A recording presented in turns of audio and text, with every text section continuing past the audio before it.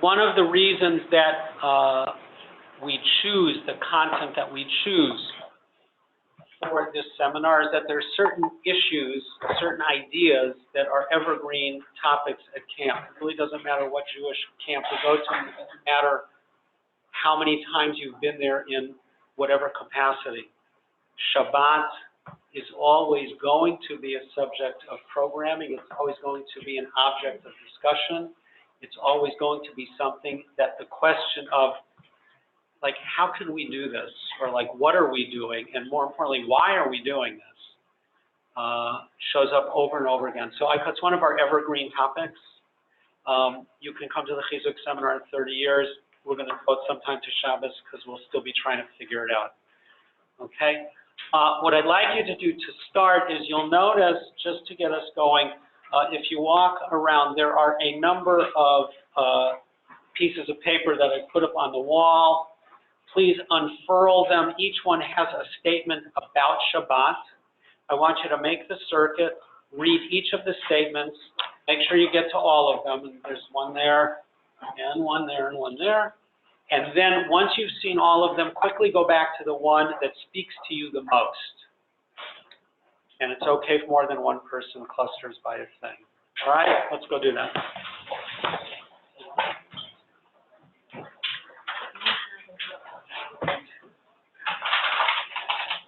Okay. No.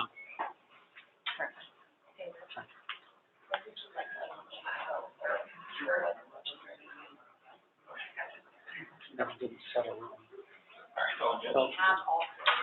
So put it in one of the smaller ones. Yeah, are there one?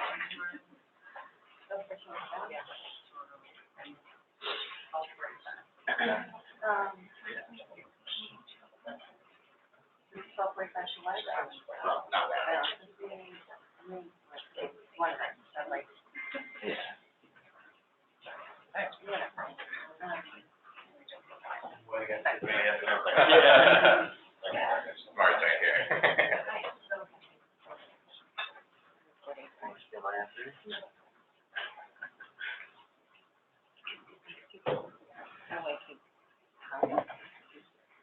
No, having to Zoom is important. Never like this. I think I will watch things without them. No, not yet.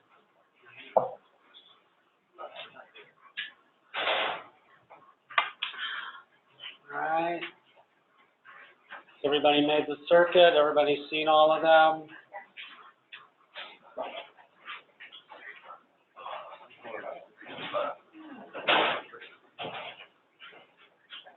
All right. Anybody care to share why you gravitated towards that quote as opposed to the others?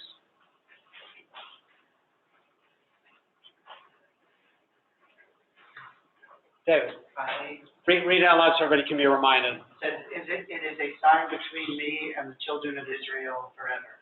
I like the infiniteness of this statement.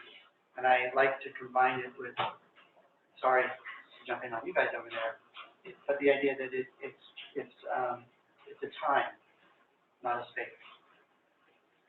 Okay, thank you. Somebody from a different quote? Yeah.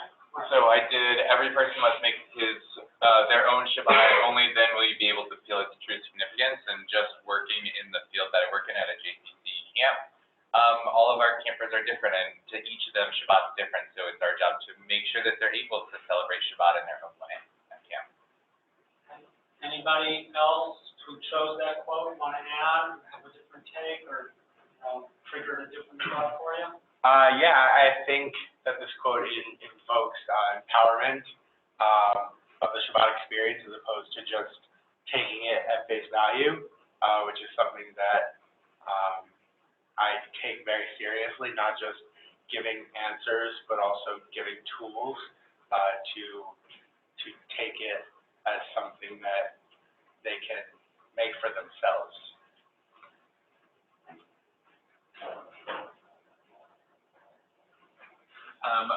ours was more than the Jews have kept Shabbat, Shabbat has kept the Jews. And I think that, especially at camp, Jewish programming is often very difficult, but Shabbat is one of those places that a lot of the kids and a lot of the staff enter into how they understand what Judaism can look like. So I think everybody is usually on board about Shabbat being important for programming in a way that other stuff, you know, it can be difficult because it's too Jewish or it's too whatever. So. Thank you. Candace, did you choose that one as well? I did, and that's what we're talking about. Okay. That's what I mean. Anybody else from a different club? Sure.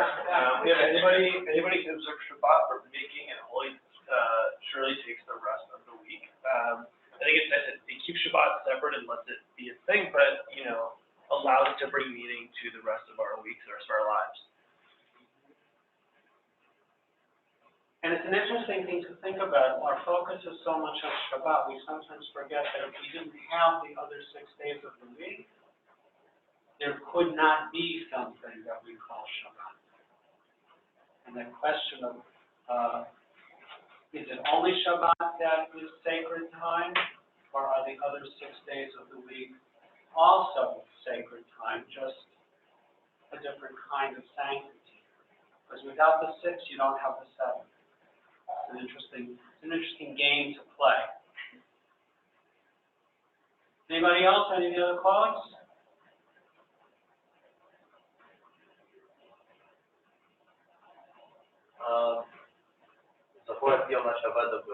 So you spoke about it earlier. Shabbat, that we separate between the mundane and between the holy.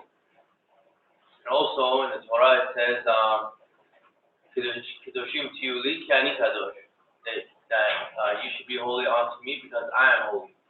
So I observe Shabbat every week and I read it. It has a big impact on me personally because I connect it in so many different ways. I want you to sort of listen to that and think about the notion that Judaism, the religion of the Jewish people, at least in the biblical presentation, the earlier biblical presentation, is all about distinction.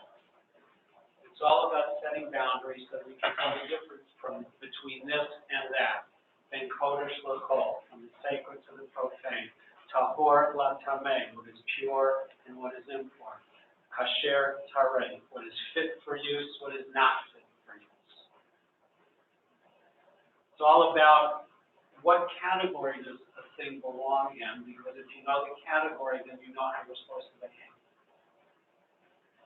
We tend not to think about religion as being, categorization systems, but a lot of Judaism evolved out of trying to figure out, is this like this, or is it like that? Thank you. Thank you. Anybody else? Did we hear something about all the quotes? The meaning of Shabbat is to celebrate time rather than space. And I think Shabbat is such a gift of time because it slows everything down. And when we have these very structured, fast days, and this is a really different way to slow that time down, to be thoughtful, and to have kids make connections in different ways. Great. Any comments on any of the quotes? Was this easy for you to do? So, find one that you like? Great. Sit down, please.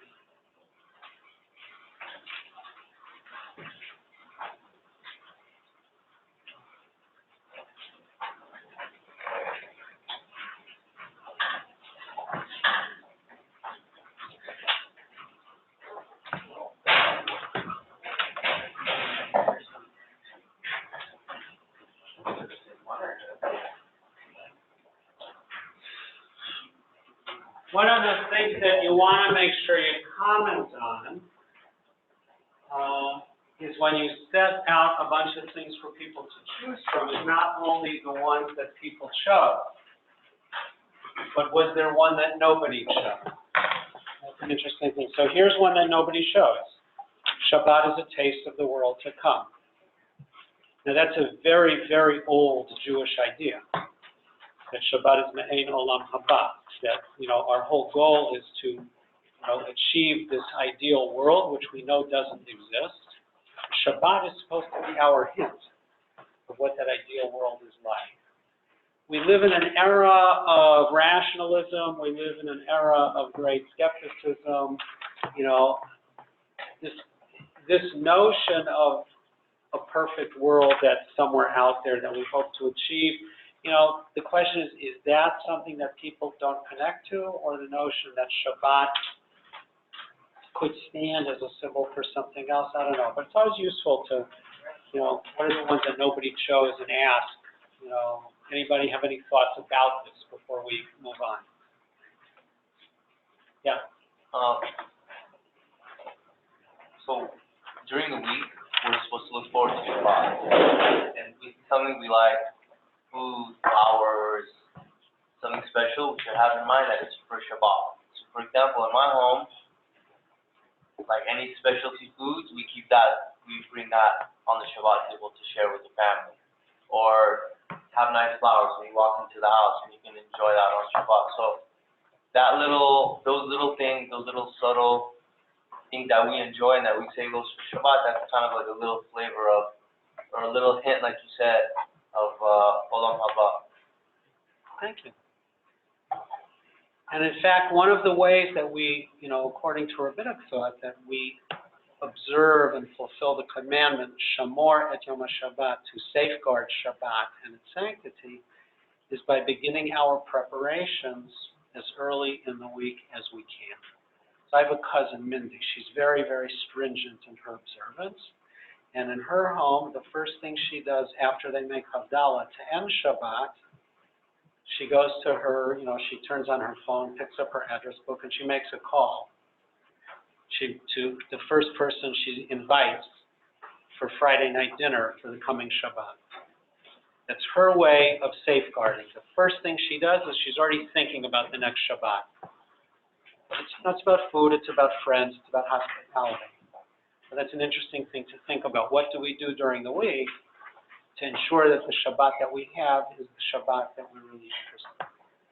I think that's true at camp, no less than it is in our lives. So one of the things that I want you to be thinking about is, what do you do in your camps to build a sense of anticipation that Shabbat is coming? And how late in the week is it before the rumblings of Shabbat is getting close begin to surface and it becomes part of the dialogue?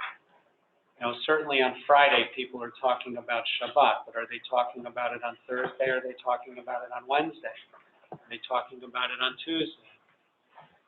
When does Shabbat preparation begin, and how does that help shape the way people think about Shabbat? So we use this technique. I want to just unpack this for a minute. I said, how did, was this, I don't remember what I asked you, but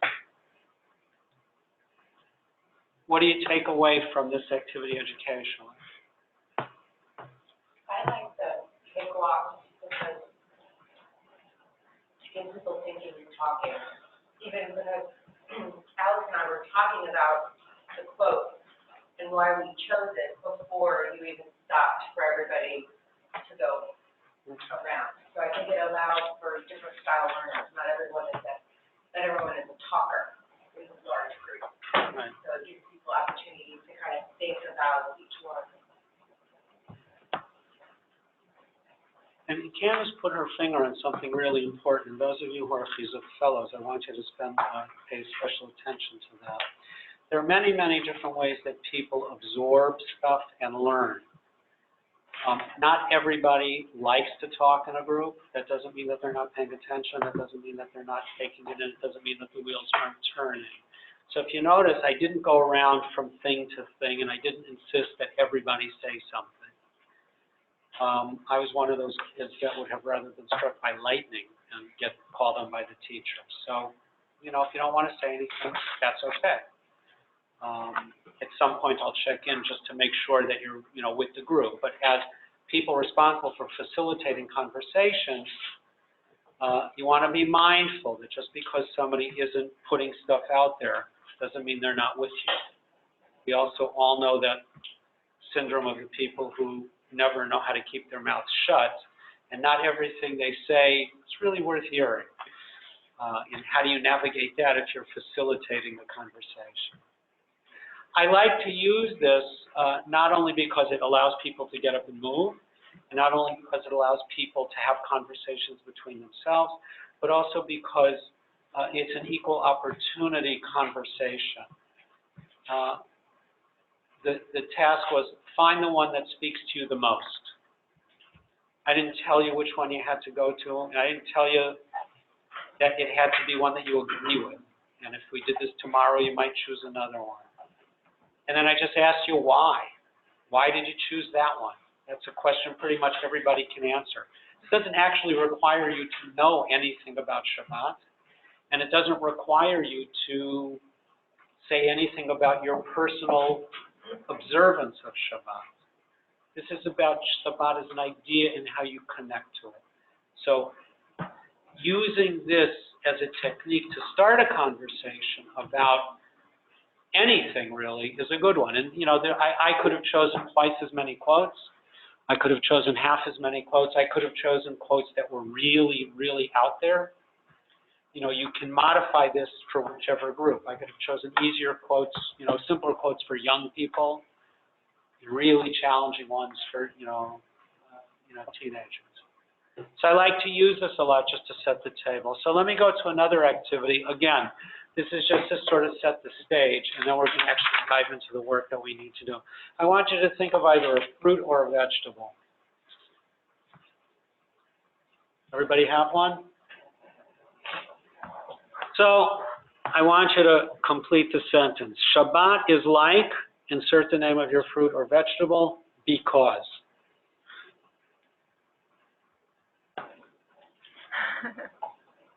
Anybody want to share with the group? Shabbat is like, because.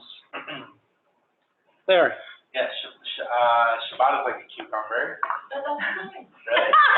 Very great. So I'm curious to see what you have to say also.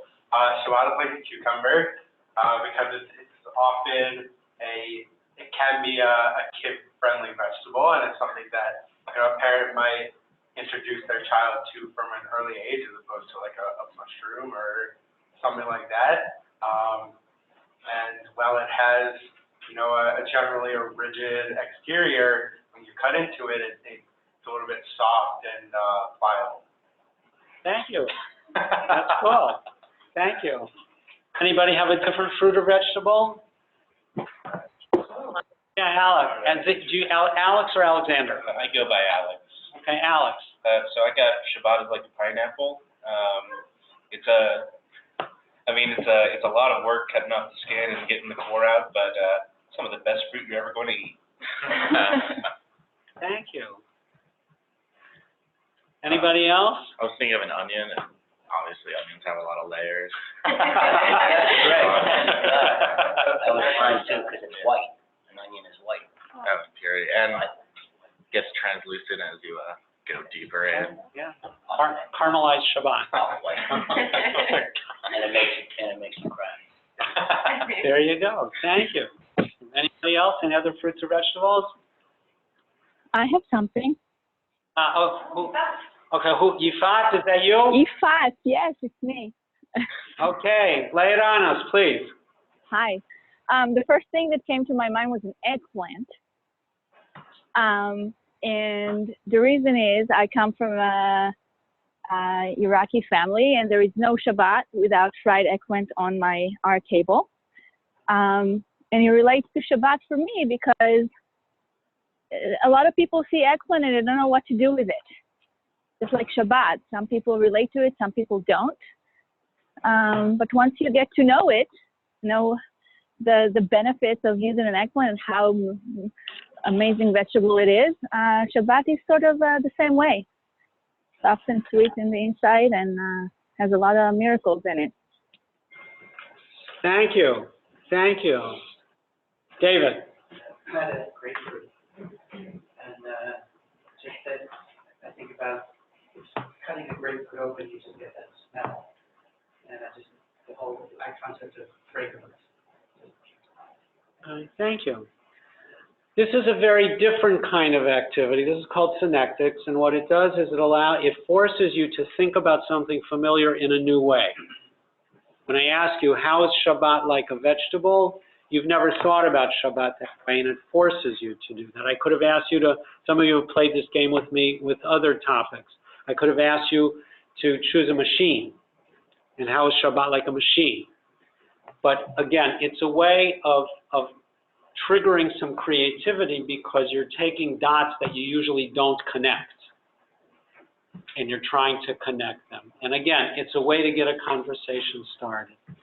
So I hope these are techniques that you'll think about using as you want to have conversations in your camps about these big Jewish ideas. Now, if you want to plan effective programs for Shabbat at camp, there are three things that you have to possess minimally, in some minimal form.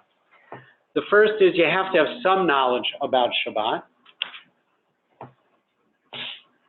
The second is that you need some vision of what you want Shabbat at camp to be like, what you want it to feel like, what you want the atmosphere to be, sort of what the vibe is. And that's usually rooted in what you know about Shabbat. There's some connection there.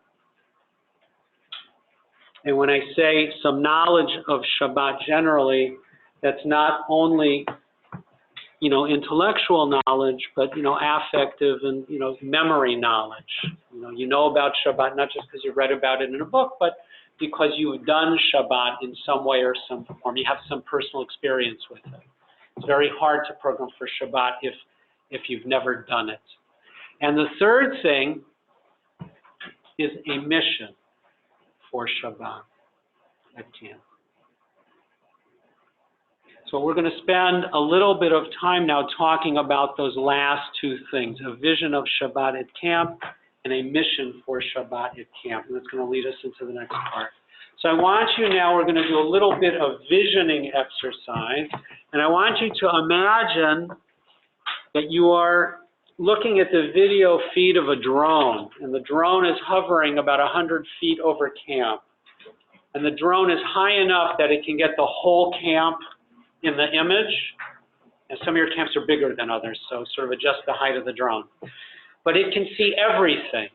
It's high up enough that it can see everything, but it's low enough that it can actually see it in detail. This isn't a satellite image from, a million miles.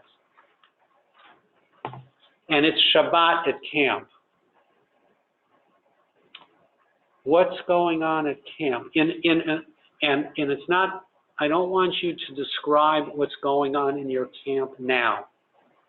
I want you to imagine that this is the most perfect Shabbat at your camp that has ever taken place. In your perfect video of the perfect Shabbat at your camp, what do you see?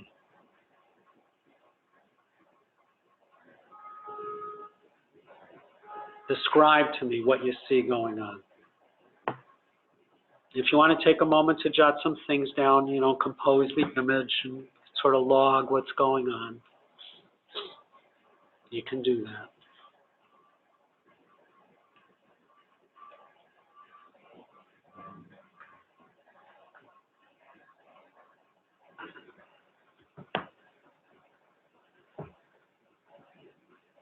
So in a perfect Shabbat at your camps, what's something that you see happening, or something that you hear happening, or something that you smell happening? Candace? Everyone's participating. Okay. Everyone. Okay. Total buy-in. Okay? Happily, yes. Okay. Let's hear from someone else. What do you see in your camp? I think about like the typical camp structures, like a cabin being broken down. Like I'm thinking about like small groups of kids just walking around, like relaxing. Like I think what we do at Barney is like we completely change the schedule for Shabbat so that it's like notably different. So the kids do know that as we get towards Shabbat, like it is a completely different day. And I'm just thinking about like kids actually relaxing and decompressing. Okay, so I'm gonna go with what you said first. What you see from your drone on the perfect Shabbat is clusters, small clusters of kids hanging out. Everybody's bought in and doing it. What else do you hear and see going on? This is the perfect Shabbat. This is, you've spent your whole life building towards this, and it's actually happening.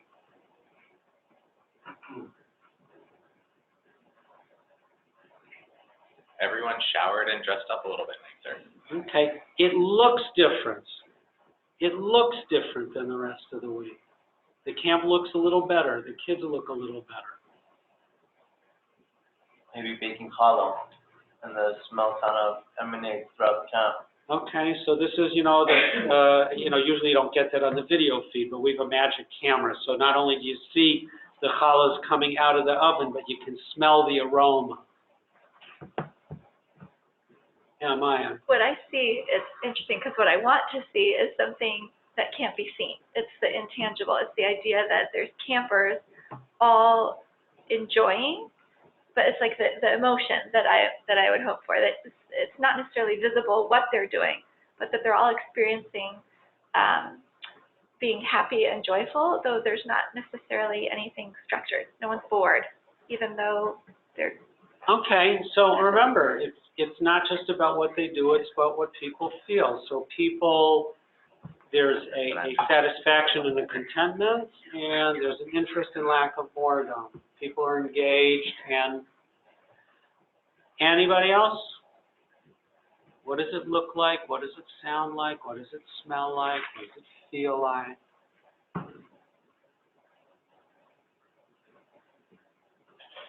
I want to encourage you. I have to get up and walk around a little. I apologize. I encourage you to think about the importance of your imaginations.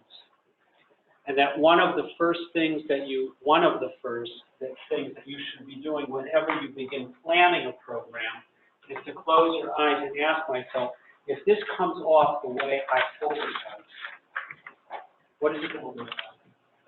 Having images in your mind can help you evaluate, did I accomplish what I set out to accomplish? If you don't know what a wonderful Shabbat looks, feels, sounds, and smells like, how will you be able to assess what's going on in front of you? Okay? Imagination is a very, very important Jewish word. Imagination is one of the most important words in Jewish life. I want you to use it to help you construct Shabbat at camp in a way that will be maximally effective. Now and I will encourage you to keep a running list. And whenever you sort of have that image of an ideal thing that you'd like to have happen on Shabbat, to jot it down, because as you build up your vision of what a fabulous Shabbat at camp looks like, it will help you begin to answer the question, well, what kind of programming ought we to offer? So now we're going to move to the last question, which in some ways is the most important question. What is Shabbat good for? It sounds like a very provocative question. I want you to complete the sentence. The mission of Shabbat at camp, whatever, fill in the blank for your camp, the mission of Shabbat at camp is, take a moment and reflect, and then I want each one of you to write a mission statement for Shabbat at your camp.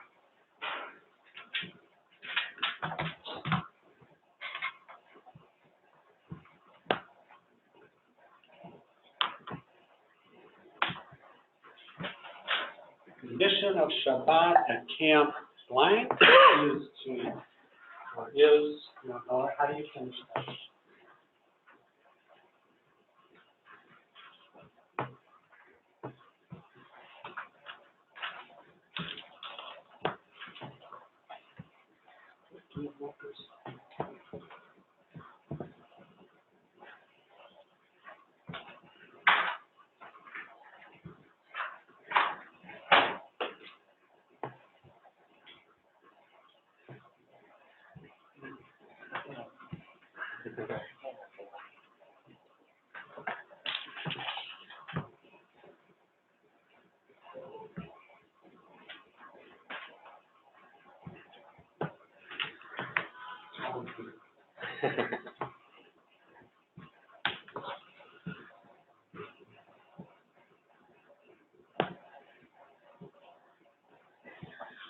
Right. The mission of Shabbat at camp is, somebody want to volunteer what you've come up with?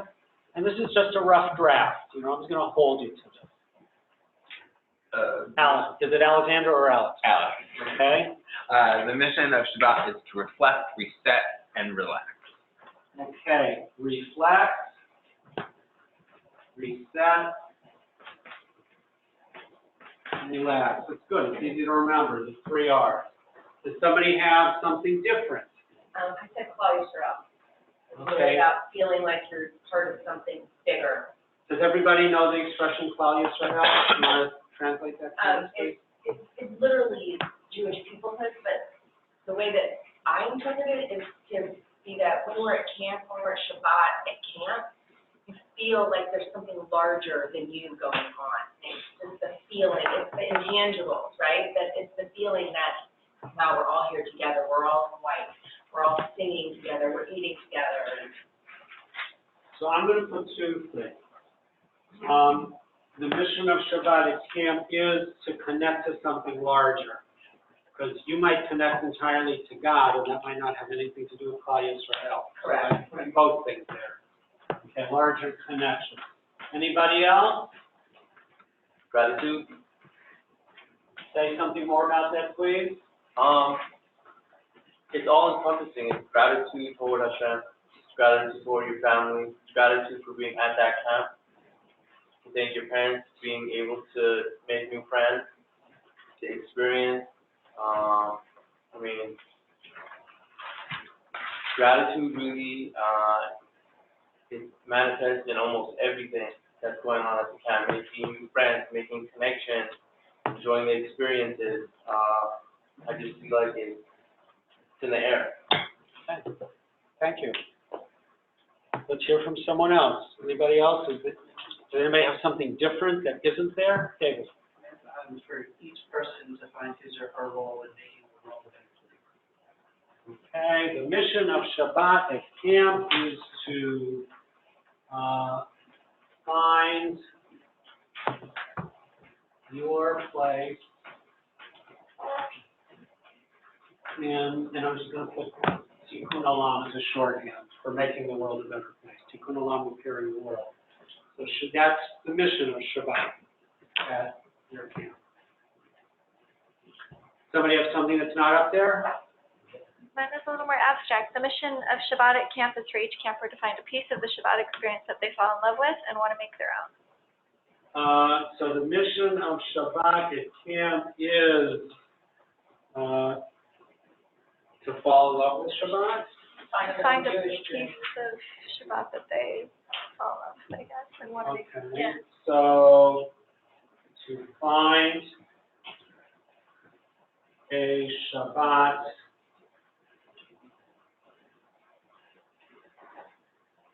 they can love, which is like our, to find a Shabbat they can love. Is that captured enough? That works. Yeah. All right. Last call. The mission of Shabbat at camp.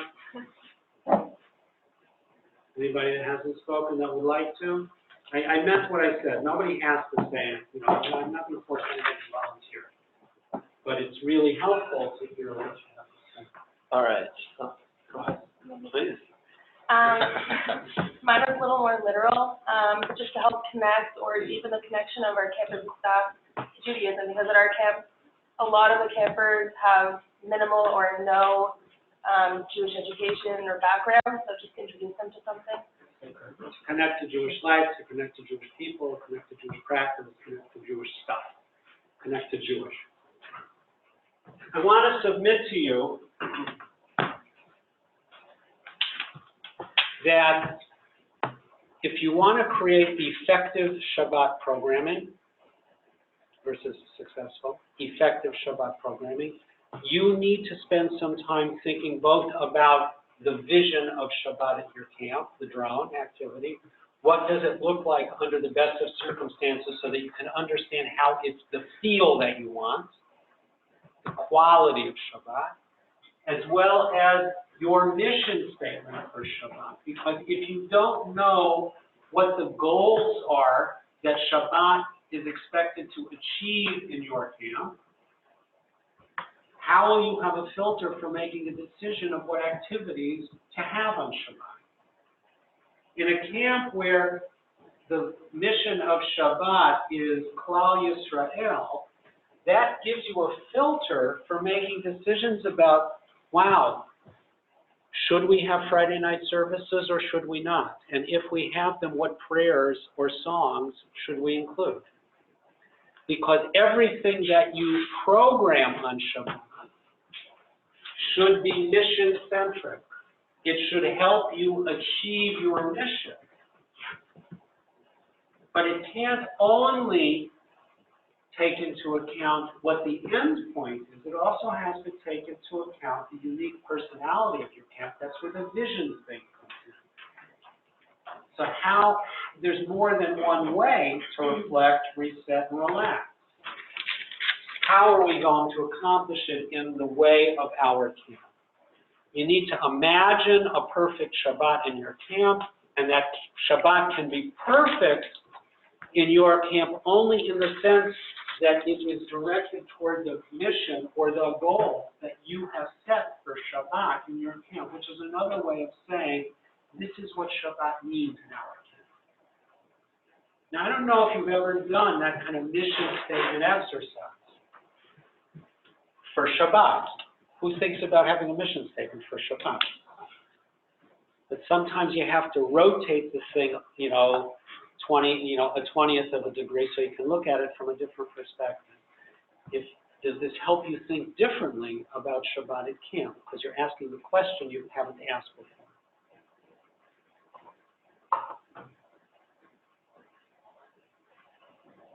So I want you now, again, we're going to make a transition. We have a bunch of goals here. And being an educator means being committed to a life of crime. Because if you're an educator, it means whenever you see something good somewhere else, you steal it. So there may be things on here that someone else said, but when you saw it, you realized, yeah, I didn't know that was something that I wanted to say, but I like. Feel free to write down any and all of these on your list, because we're going to always be going back to them. What is the mission of Shabbat in your camp? How can you articulate the goal that you want to accomplish by celebrating Shabbat at camp?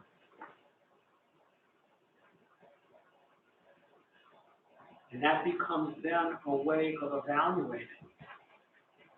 Okay, we had 3 Shabbatot this session at our camp. Did we achieve our mission in any of them?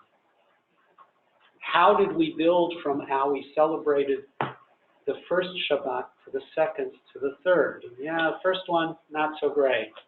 Second one, filled a few kinks. The third one, yeah, was really close to that image from the drone. That's what you're interested in, is how close can you get to achieving your goal, and how close can what happens on the ground on Shabbat in your camp get to the image that you carry in your. Questions about this? I never know if that's a good thing. Thank you. So on this topic, one of the ways we built this seminar is to create let's say, a lesson and a lab together. So the next part of this is actually talking all about your Shabbat goal setting, but writing it down practically. And we have 3 phenomenal veteran Chizuk Fellows in our midst that, in my estimation, have had effective programs that I thought has really add to the experience at this. So I'd like for them to speak for 2 to 3 minutes on what they did in particular. We have planned this, so don't worry, they're not speaking on one foot. And then we're going to take it a little bit further. So Larry, I'd love for you to, look how cute you're like all together right there. We planned it. We're texting. We have text. Okay, great. So I'm gonna present to you sort of how I came in last year, and we sort of took a look at the Shabbat Tefillah experience of the camp and made it something that was a little bit more relatable and effectively made something that our song leader passionately named the Pray List. So the reason for doing this Pray List thing, which I'll explain in a second, is from looking at the prayer experience at our camp critically, campers and staff were just not engaging in the way that I had hoped when I came in last year. And also the model for, what we were hoping for in our Jewish vision, empowering people, campers and staff to find Jewishness in their everyday life, just was not coming through in our major prayer session, which was happening on Shabbat. We would pray on Shabbat at camp. So this got me to breaking down our prayer experience and rebuilding it using pop songs. So what I did last year was take songs that were specifically not Jewish songs, like example that I wrote down, like no Maccabees, no Matisyahu, that stuff's specifically out, but rather pop songs that I felt had some sort of spiritual meaning. This summer I think we're going to do a lot of Chance the Rapper, because I think he's a great spiritual person. And looking through them and finding meanings that I felt had similar meanings to the prayers that we were saying already, and I substituted those in for prayers in our Shabbat morning experience that the kids were just not relating to. And what happened was we shifted from something that was them sitting there for a few minutes saying things maybe to what turned into this nuts sort of dance party thing. And the outcomes that we observed sort of short term are that prayer has not stayed something that let's say their grandparents do, but it's something that they've been able to take ownership of, and it suggests to me songs they think have prayer meaning. I can ask them, okay, like why should this be in our pray list? And our desired outcome long term are being able to show them that they can find spiritual or Jewish meaning in things that are not told by their teachers or their rabbis are Jewish things, that they can decide for themselves what is not meaningful for them. Just two last things I'd like to say is I spoke a lot last year at the seminar about how it's important to also engage non-Jewish staff. As a modern Orthodox guy, this was a great way for me to engage our non-Jewish staff, because I don't ask Jewish staff to play the music for us on Shabbat, but I do ask our non-Jewish staff members. So this is a great way for me to engage them, and this is what we're doing on Shabbat, and this is how you can be a part of it. And also, as a modern Orthodox, using those very loosely because I'm not comfortable with labels, this was not an easy thing for me to do. Sort of saying we're going to do our Shabbat thing using pop music or using speakers at camp and things like that, but taking a critical look at it and examining what was best for the campers and not what's best for me. It's created some very exciting outcomes and, really building on our mission fantastically. Thank you, Larry. Yes. So do you still do all of the prayers in the pray list? You just, What do you mean? So what does the service look like if you're doing the pop music? Like if you have a Saturday morning service, are you still doing Happy Kaddish, or you're? No, that's not something we were doing before. The prayer service was very minimal when I got in last year. So this was something that we were, keeping some key things that were there that we knew that the kids knew already, but then also taking some things out and sort of doing, a half traditional, quote unquote, tefillot, and then half of these things that, were more exciting to them. And for each of them, I would preface, this is sort of the meaning that I find in this, and hope that you can also find some meaning in it, and then just blast our, this hall that we could do the thing in and just make Shabbat a party, because Shabbat's a party. Okay, we're actually going to have some more time to converse about it. So feel free to ask questions, but I want to just also move on to, thank you, Larry. To Candace. Hi, so we have this very interesting program before lunch on Shabbat. After services, we have Shabbattions, and which are like really just laid back, low-key, and from like bracelet making, cloud watching, whatever it is, right? And then they go into Shabbat families. The entire camp is broken into 10 tribes, each one named after one of the tribes. And we start with, they're grouped by region.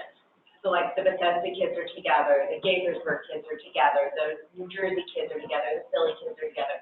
So that when you have reunions, everybody knows each other, right? Because sometimes they live in the same community and they don't know who lives near them. So it creates this strong community for wherever they're from. And then we also have a miscellaneous one where like the kids from California, Arizona, Florida, right? So, like not the East Coast, they're miscellaneous.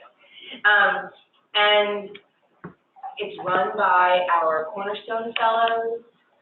I started a program 2 years ago called the Coleman Leadership Council, which was for third-year returning Jewish staff. We bring them to DC, we do a whole leadership retreat, so that they see themselves as Jewish role models. They're part of my Jewish street team, and they run the activities. So the activity starts with some kind of game, something fun, and then as a teacher, I love children's literature, and I feel like everybody loves children's literature, so I usually find some kind of children's book. It's not even like a PJ library book, like just a regular book. And they read it out loud, and it relates to the theme of the week. And then they do an activity or a discussion. It's a Shabbat-friendly activity, so we usually are not writing and stuff. Also, for a whole camp program, it's too much to give every single camper pen and paper.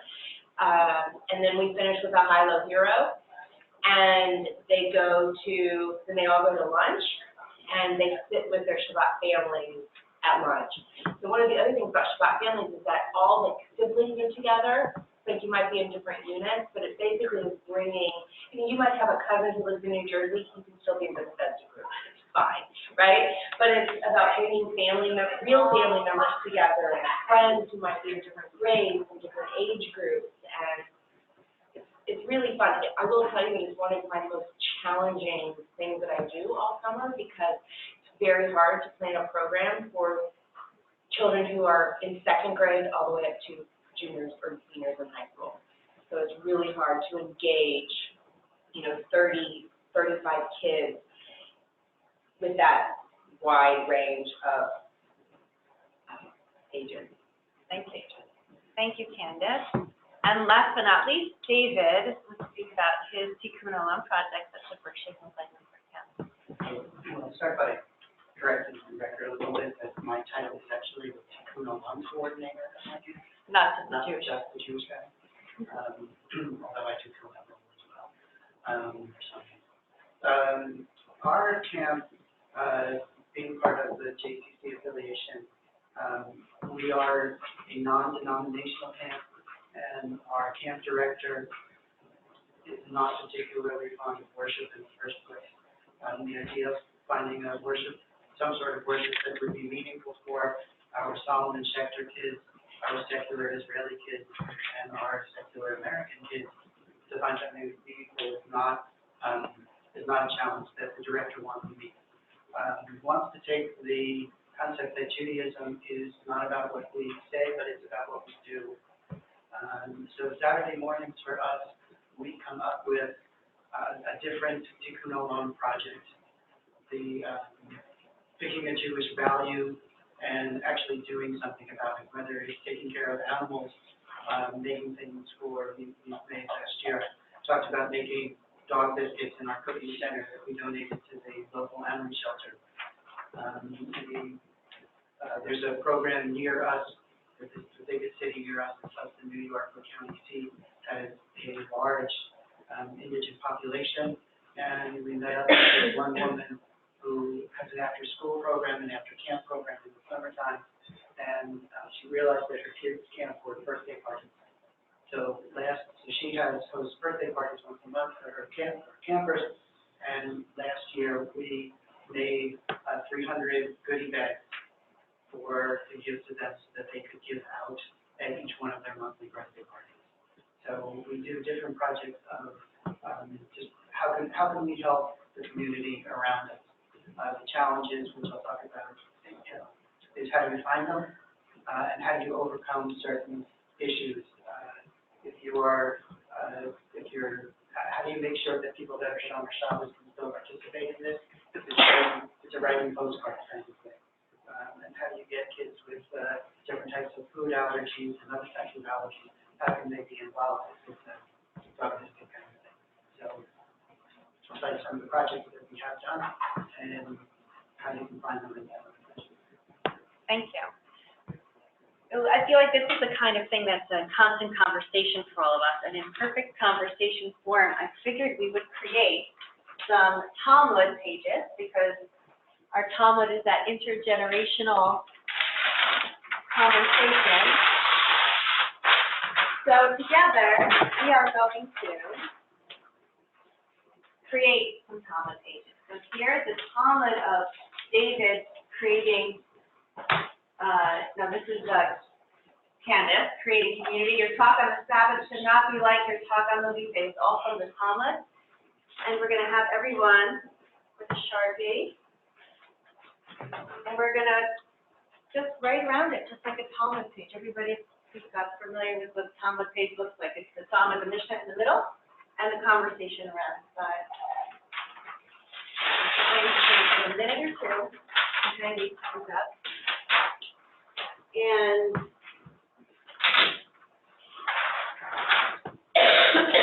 we're going to get up and stretch, and then come back together in about, say, 7 or 8 minutes. So feel free to comment on all or one.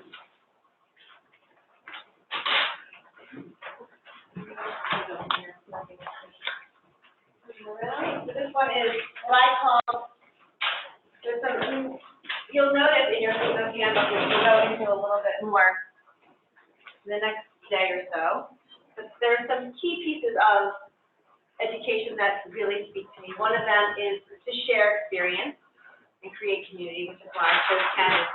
The other one is to create relevance, which Larry does. And the other one is to network and experience within other things. Pile you all in one space. All right, so if we could just pass around the Sharpies and you guys can walk around. You all can walk around. Have a little fun. There. Yes.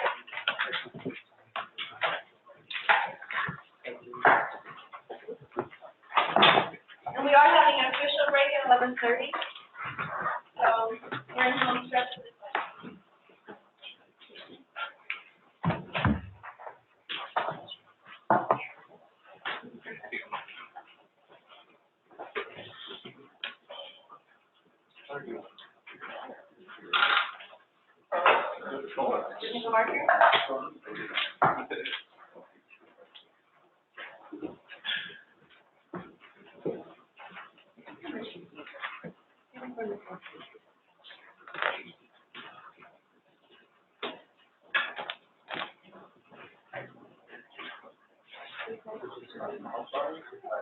How do you want us to Thoughts, reactions. Reactions, just react.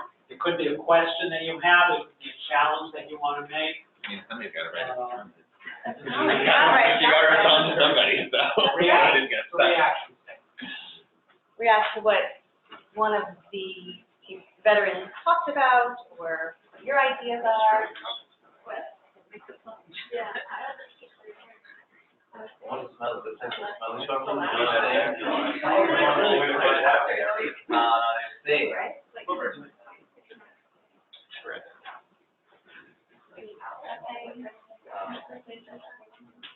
So are we commenting on the, mission, or are we commenting on the program?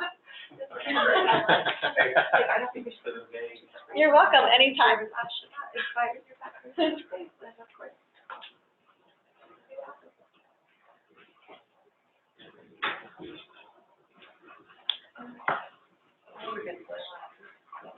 AVI CHAI Foundation. Yeah. It's also about like being respectful, it's nicer, not like cursing. That's The actual organization. yeah. Yeah, got in the way. Yeah. But like translated to like.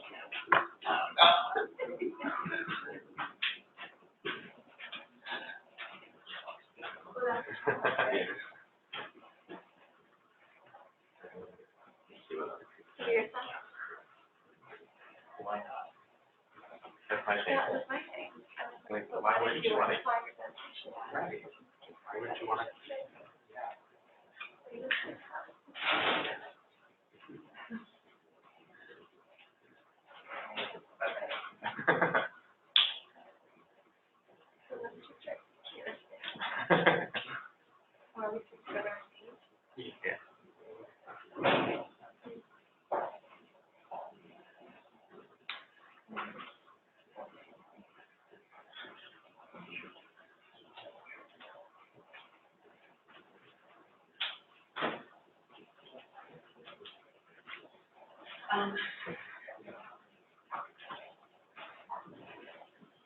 It's kind of, some people have like by region. Some of them are really, we only have about 200, first session out of now is 2 weeks first session. My first session usually was done in it's a little, it's fairly small. Yeah. Because, the goal is 295 here. It's not very much.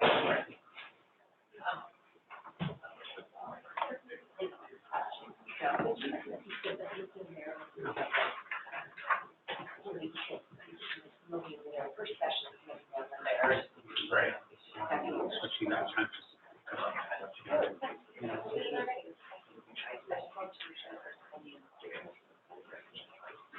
Family is hard.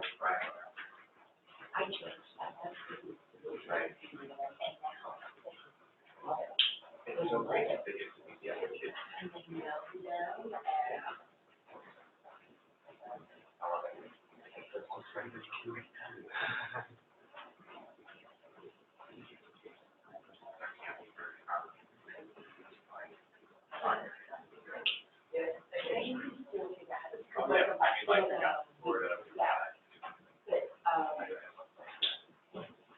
and I can help you sit down and figure out how to break them up if you want, because I usually do break. And I actually added a Shabbat daily in Chizuk Fellow.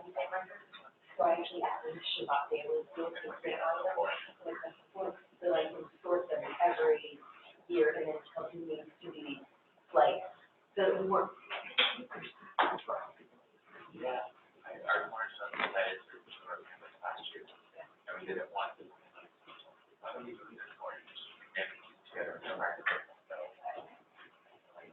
Yeah, especially at the end, make sure the kids are together. Yeah. Or brothers and sisters. Yeah. Because we didn't tell either.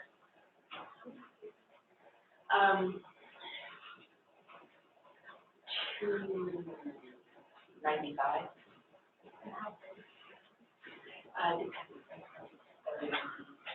It could be anywhere from like 15 to 40. And there's a couple of I need to break in that.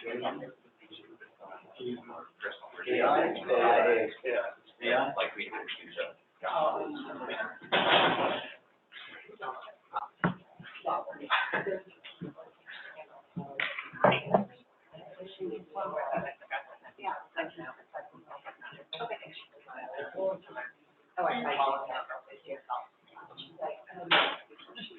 Praise the Lord. Oh, she's got too much before she can get on AVI CHAI.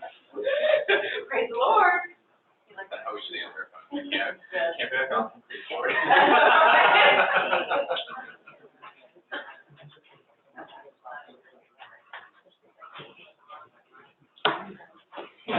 Don't do your camp.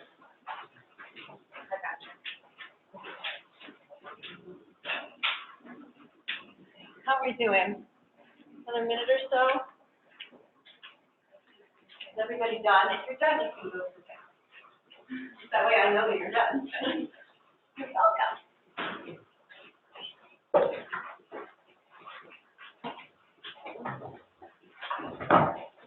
No pressure. Yeah, we got it. Take your time.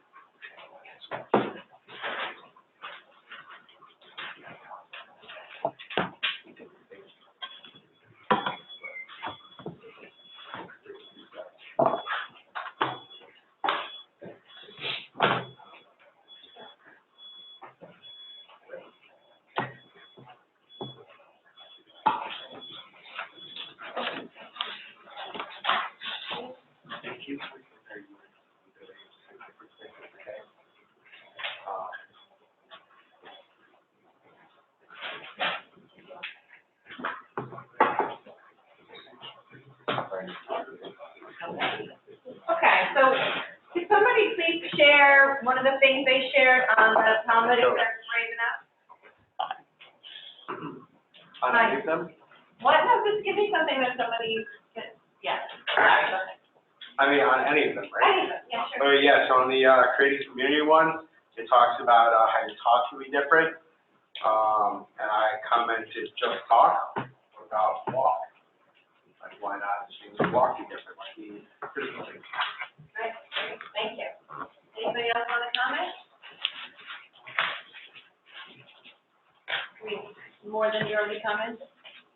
I like the Talmud concept because I like the idea of people not only being able to write something, because not everybody talks, but also to be provocative. You're anonymous.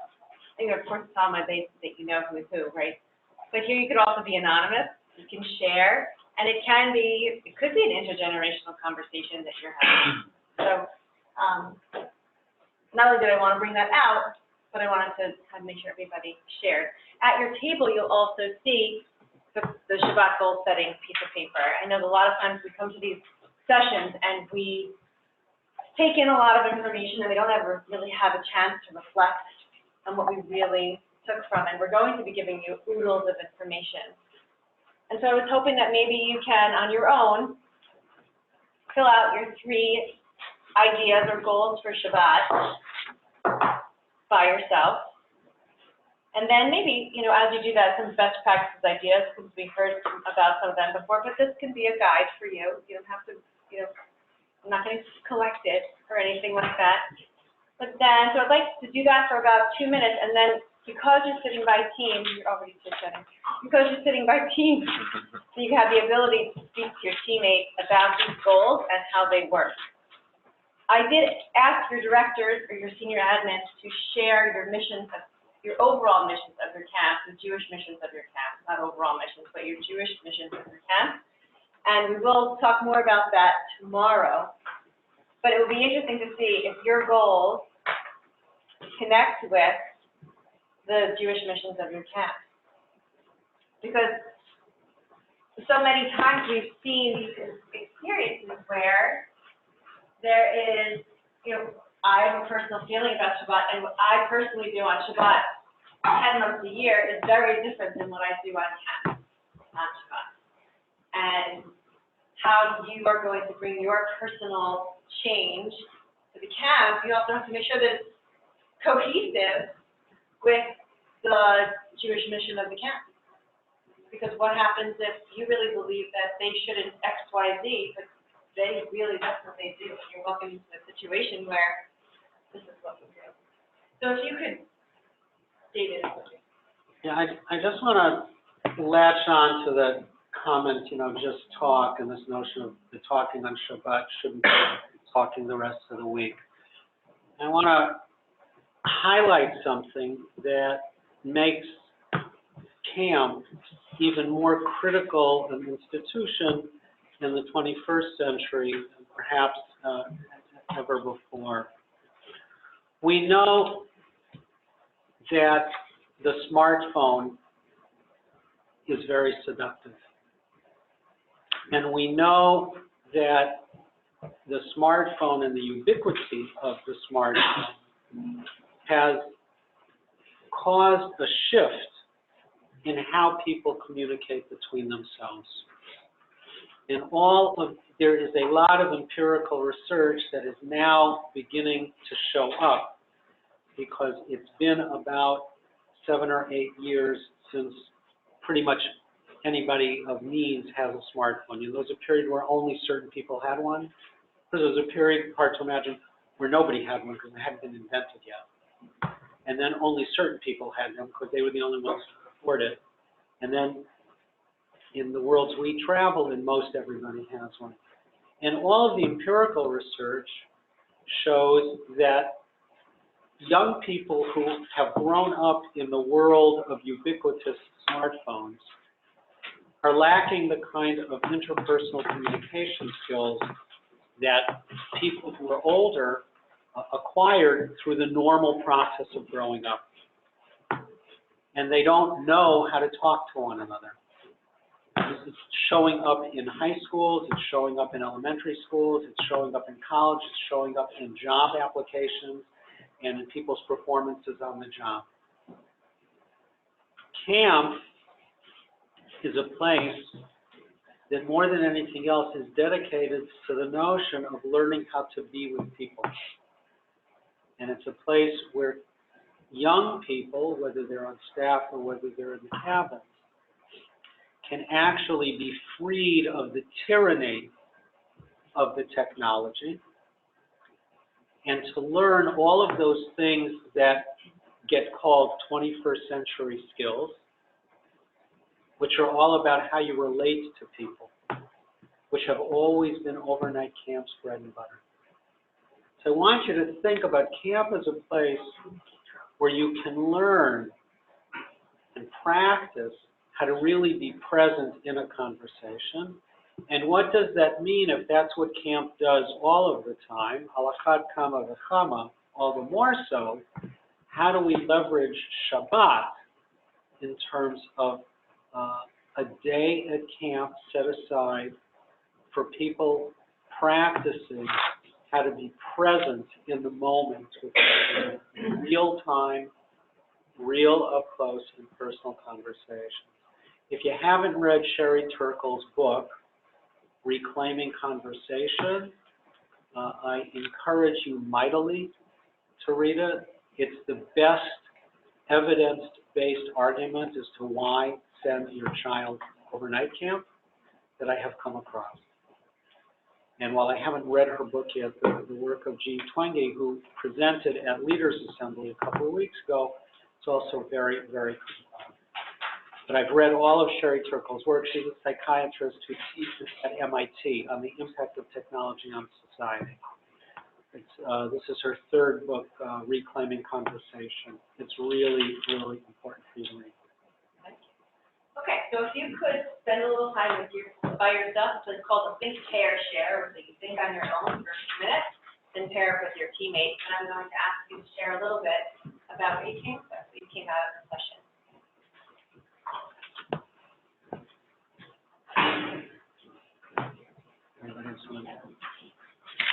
Everyone has someone to work with once we do. If you don't, I can go with them.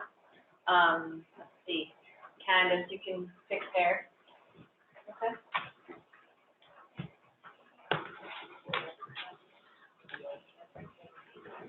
Yeah, it's her most recent.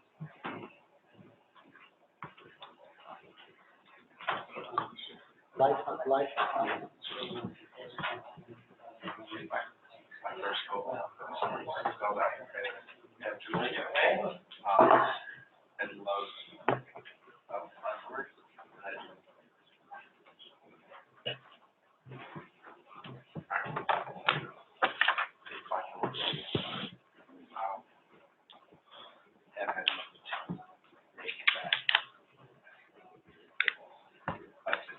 intentional with the stuff in there. I've been working on it a lot lately. Going forward to 2 things. So this way, I think that service was just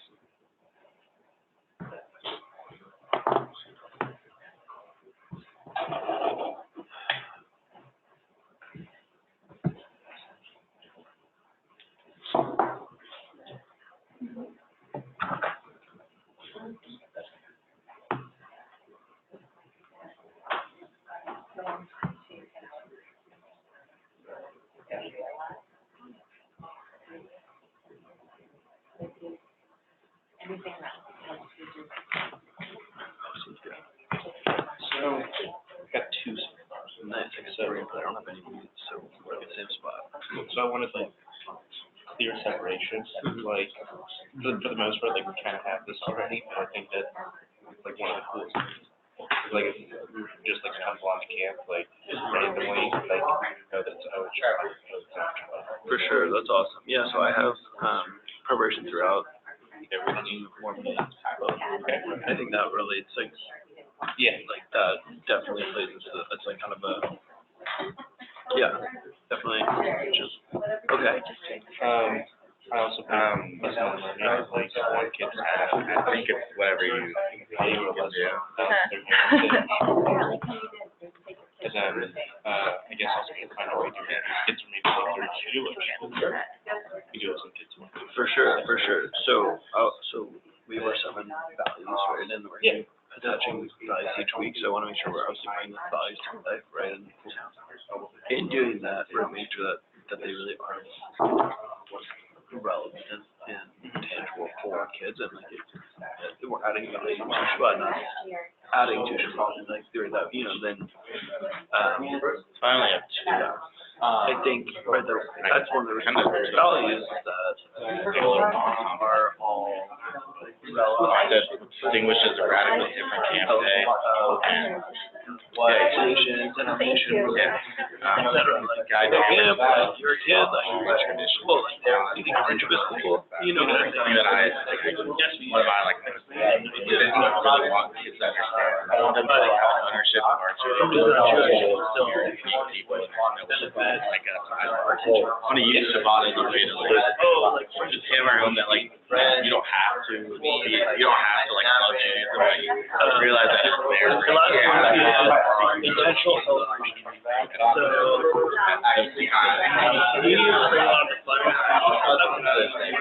like, or just regular Shabbat, but like building, like, teaching like big subject kind of, like, big small groups, building.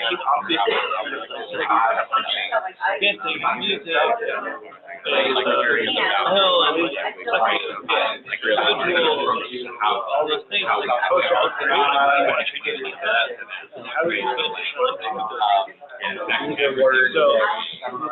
how do we I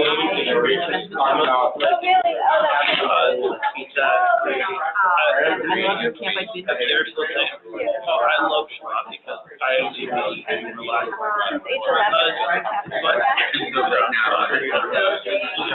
So I don't feel like it yet, but I would love to have a family.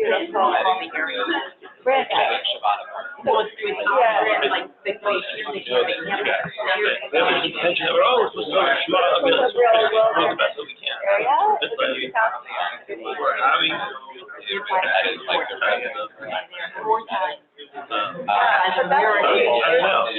know. Where are you? I'll figure it out.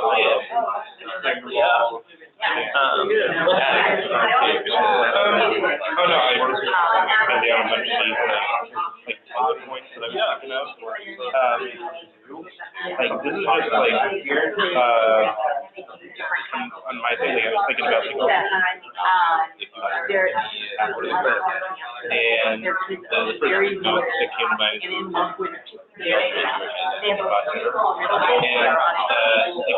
aspect of the book until like 6 or 7 on my program, like, how do we get, like one of the things I'm trying to figure out in the world is, how do we get, like, worship, how do we make it,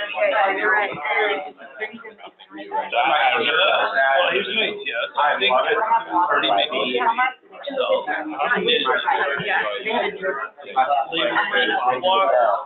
Oh, really? You can do it in summer? Should you have like a body of water? They're all springing things off.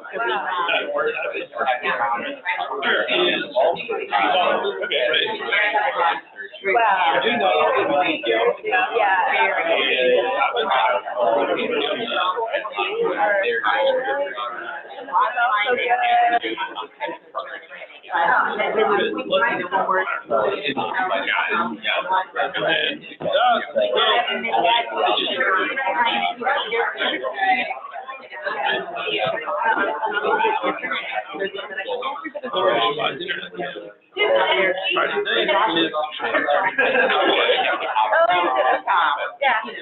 Yeah, the only thing to think about, I think, so that it's like,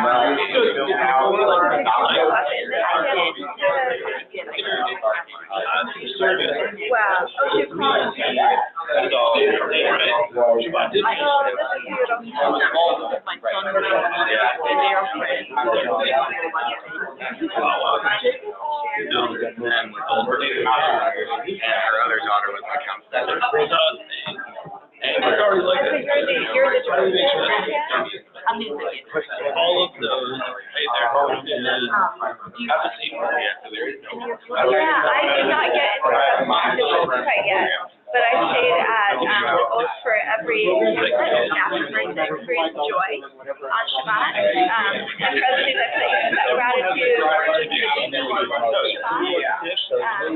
number 2 for everyone to connect with other people, however that looks. And for everybody to actively participate or have a Right, it's like, oh, I think about something. Maybe someone. So I think that's one of, and that's why I like. I would like it to be that way, rather than at least Rather than. Now, is that because, was that your experience? Is that where you found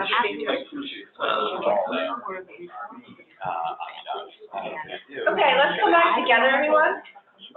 And would one team like to share either one of their goals for Shabbat or one of their best practice ideas that they'd like to try at their camp? We'll start with EKC if you're interested. Yes, no, to share? Sure, absolutely.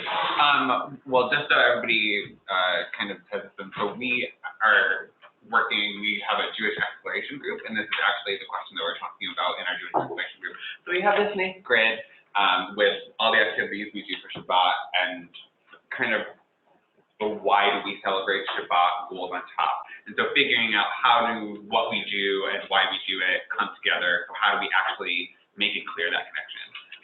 And in general, I think that our goals are understanding Shabbat as part of our Jewish identity, being refreshed, right? Experiencing Shabbat as a multi-sensory kind of thing that it can connect to in different ways, and thinking about it as a way of both reflecting on the week and bringing us into the new one. So these are all our goals.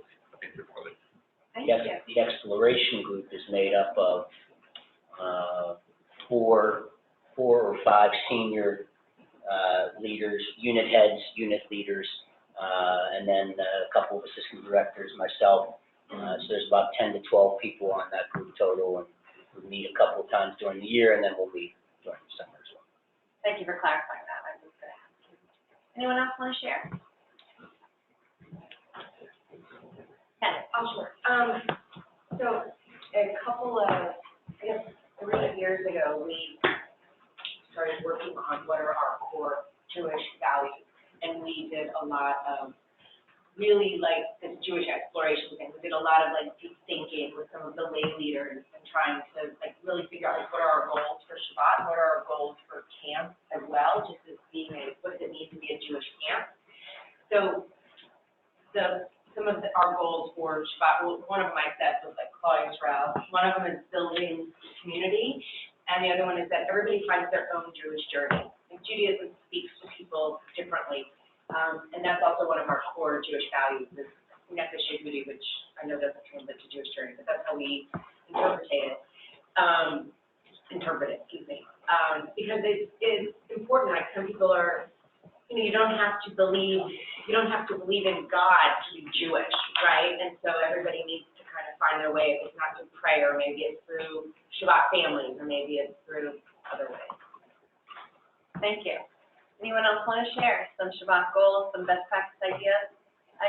One of the beauties of this program is that you will get a visit, as we've spoken about, from one of our faculty.